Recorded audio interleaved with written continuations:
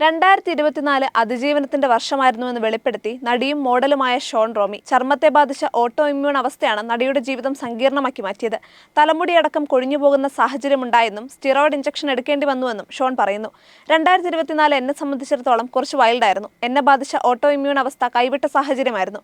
ചിലതെല്ലാം ഉപേക്ഷിക്കേണ്ടി വന്നു, മറ്റു ചിലതെല്ലാം ദൈവത്തെ ഏൽപ്പിക്കേണ്ടി വന്നു.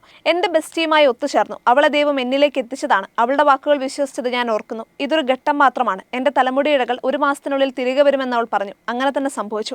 എല്ലാ മാസവും ഓരോ 2 ആഴ്ച കൂടുമ്പോഴും സ്റ്റിറോയിഡ് ഇഞ്ചക്ഷൻ എടുത്തിരുന്നത് ഞാൻ ഓർക്കുന്നു.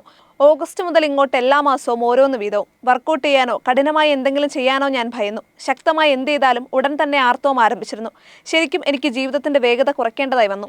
ഗോവയിലേക്ക് പോയി ജീവിതത്തിന്റെ വേഗത കുറച്ചത് എന്നെ ഒരുപാട് സഹായിച്ചുവെന്നാണ് ഷോൺ റോമിയുടെ വാക്കുകൾ. കമ്മട്ടിപ്പാടത്തിലൂടെ ശ്രദ്ധേയായ താരമാണ് ഷോൺ. നീലാകാശം, പച്ചക്കടൽ, ചുവന്ന ഭൂമി, ലൂസിഫർ, രജനി എന്നിവയാണ് നടിയുടെ മറ്റു പ്രധാന സിനിമകൾ.